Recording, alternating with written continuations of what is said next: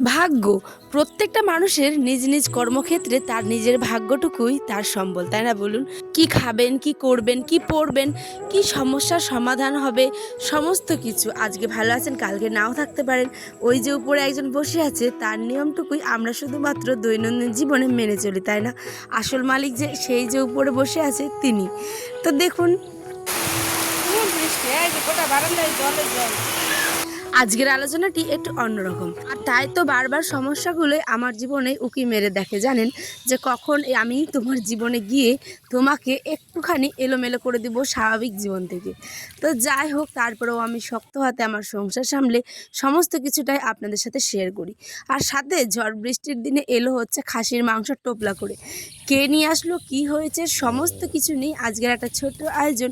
তাহলে বন্ধুরা চলুন শুরু করছি নতুন দিনের সাথে নতুন একটি সুন্দর ব্লগ। আমি উত্তর দিনাজপুর থেকে পাই, যারা আমার ডেলি ব্লগ দেখেন তারা তো জানেনই, তবুও আপনাদের একবার জানিয়ে দিলাম, কারণ এখন আমার নতুন নতুন পরিবারের সদস্য যে বাড়ছে, তাই না? তো এখানটায় সকালবেলা হাঁটাহাঁটি করতে বেরিয়েছি, জানি না কতটা পাতলা হব, কিন্তু মোটা হয়ে গেছি বলেই এত ঝামেলা। এই যে সকালবেলা উঠে হাঁটাহাঁটি করো রে, সেটা করো রে, তারপরে আপনাদের সাথে শেয়ার করি। হাঁটাহাঁটি করতে গিয়ে আমি কিন্তু সমস্ত কিছু শেয়ার করি, মাঠের দৃশ্য, গরু, ছাগল, ব্যাঙের ডাক, পাখির ডাক, কাকের ডাক, সমস্ত কিছু, জানেন। কারণ সকালবেলা যে ঝিঝি পোকার ডাক একটা শোনা যায়, কী যে শান্তি লাগে। আপনারা যারা মাঠে ঘাটে, বিশেষ করে আম বাগান, এই সমস্ত কিছু জায়গায় হাঁটাহাঁটি করবেন তারাই কিন্তু জানেন। দেখুন এখানে কত গরু ডাকছিল। আর এই যে এই বাড়িটা পুরনো, মানুষ যখন বেঁচে থাকে তার কত কিছু আগলে রাখে, তাই না? ঘর সংসার সমস্ত কিছু। আর কোনো মানুষ যখন থাকে না, তখন শুধুমাত্র তার স্মৃতিটুকুই শুধু মানে মনের মণিকোটাই কিন্তু থেকে যায়। তো তেমন এই বাড়িটাতে আমাদের মানে দেখাচ্ছিলাম যে একজন থাকতেন, উনি এখন অসুস্থ, মানে মেয়ের বাড়িতে থাকেন। তবু বাড়িটা কত সুন্দর ছিল, তাই না? মাটির শান্তির বাড়ি। আর ওই যে বললাম খিচুড়ি আনতে গেছিলাম, খিচুড়ি নিয়ে পড়েছি মহা সমস্যাতে, জানেন। এই যে আধার কার্ডগুলো নিয়ে গেছিলাম, নাকি খিচুড়ি দিবে সেই কারণে, আর সাথে মোবাইলের সঙ্গে আধার লিঙ্ক করবে তাই। তো দেখুন কতটা পথ বেয়ে গেলাম, বাঁশ বাগান, আম বাগান, মাঠ পেরিয়ে কিন্তু আমাদের খিচুড়ির সেন্টার, কিন্তু ওখানে গিয়ে এমন কাণ্ড হবে কে জানতো। এই জন্য আমার একদম ভাল লাগে না। মানে আমি মনে করি আমি খিচুড়ি নিব না তবু ভালো, কিন্তু এত মানে মাথা গরম হয় আমার গেলে, কারণ আমাদের এখানে যিনি খিচুড়ি দেন উনি কিন্তু প্রত্যেক দিন খিচুড়ি দেন না, ঠিক আছে? আজকে যেরকম সোমবার খিচুড়ি দেওয়া যেত, কিন্তু উনি আসেননি। কতটা পথ গেলাম, এই ঝামেলাগুলো আমার একদম ভালো লাগে না। সেই কারণে আমি মনে করি আমি খিচুড়ি খাবো না তবু ভালো, কিন্তু আমি যাব না, এরমটা আমার মনে হয় যখন তখন রেগে।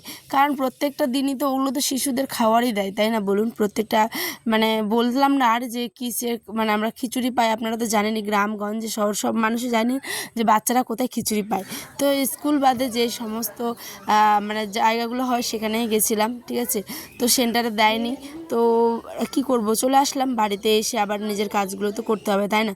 শাশুড়ি মা আমি মিলে গেছিলাম, কত কাদা, কারণ এত বৃষ্টি পড়েছিল কয়েকদিন ধরে। দেখুন আমাদের বাড়ির কি অবস্থা, যতদিন নতুন বাড়ি হচ্ছে না ততদিন এরমভাবেই চলতে হবে, কি করা যাবে, তাই না? কারণ বললাম যে মানুষের ভাগ্য, যা যেটুকু আপনি পেয়েছেন সেটুকু নিয়েই সন্তুষ্ট থাকার চেষ্টা করতে হবে, তাই না? বাকিটা তো নিজের কর্মের উপর, কর্ম যেরকম করবে মানুষের ভাগ্য ঠিক তত তেমনই আর কি বদলাবে দিন দিন। তো আমি এখানে বাসনপত্রগুলো ধুয়ে নিলাম, তারপরে যাচ্ছি ঘরের দিকে। ঘরেও যে অনেক কাজ, শুধু মনটা ছটফট করছে, জানেন, যে কি করব কি করব, মনটা একদম ভাল লাগছিল না। রেগে রেগে কাজগুলো করছিলাম, মানে কি বলবো, আজকে যেটা কাজ ছিল মানে আধার লিঙ্কের কাজটা, সেটা তো হলো না। আর বিশেষ করে মানে কোনো রান্নাবাড়িও হয়নি আজকে যে আপনাদের সাথে দেখাবো, শুধুমাত্র ডাল মাখা করেছিলাম, আলু সেদ্ধ মাখা, আর হচ্ছে গিয়ে করেছিলাম একটু কাঁকরোল আলুর ভাজা। তো সে সমস্ত কিছু দেখানো হয়নি। তারপরে আমি ঝাড়টার দিয়ে দেখি ভাত বসালাম, মানে এটা বিকেলের জন্য। হ্যাঁ, তারপরে আয়নের আব্বা চলে গেল হচ্ছে গিয়ে একটু তার কাজ ছিল পার্সোনাল আমাদের। তো মাঠের দিকে, এই মাঠের দিকে না বলতে গিয়ে মাঠ পেরিয়ে আমাদের এখানে একটা মানে মার্কেট বসে, সেখানেই গেল। দেখুন কত বৃষ্টি, সারাদিন এত বৃষ্টি পড়েছে যে কি বলবো। আর এই সময় যেহেতু পাট, বৃষ্টিরও প্রচুর দরকার, কারণ পাটগুলো তো পচতে লাগে, গলতে লাগে, তারপরে না যে সেন্টি যে বলে পাট করি সেটা বেরোবে। তো আয়নের আব্বা তো এদিকে চলে গেল, আর আমি এখানে এই যে আমার একটা দিদি হবে ওর বাড়িতে গেছিলাম হচ্ছে টাকা দিতে, দুধ যেহেতু আমরা জোগাড় নিই তো সেই কারণে। তো এখানে টাকা দিতে গিয়ে ওনার একটু গল্প শুনছিলাম, এই যে দাঁতে ব্যথা, দাঁত দেখাচ্ছিলেন। দেখুন কত মানুষ সহজ সরল হতে পারে, তাই না? কেউ আবার ভালো, কেউ আবার খারাপ, মানুষ বিভিন্ন রকমের, জানেন। কেউ আবার ভিডিওর সামনে আসতে চায়, কেউ আবার আসতে চায় না। তো যাই হোক, মানুষের গল্প আর কি বলবো, সবাই তো জানেনি, প্রত্যেকটা মানুষ তো আর এক না, হাতের তো 5টা আঙুল সমান হয় না, তাই না? তো ওখান থেকে এসে এই যে ভাত বসিয়ে দিয়েছিলাম, আর হঠাৎ করে নিয়ে আসলো হচ্ছে গিয়ে মাংস। তো মাংসটা কে আনলো সেটাও বলি, আমার কাকা শ্বশুরের মানে ছাগলটা ভুট্টা খেয়ে নিয়েছিল, মানে মাকাই খেয়ে নিয়েছিল। তো সেই কারণে আমার শাশুড়ি মারা নিয়েছিলেন হচ্ছে গিয়ে একটুখানি মাংস। তো ওখান থেকে আবার আমাকে দিয়েছিল মাংস, ওই যে ওইটুকু মানে 250-র মতো হবে আর কি। তো ওই মাংসটাকে আলুটা দিয়ে রান্না করেছিলাম।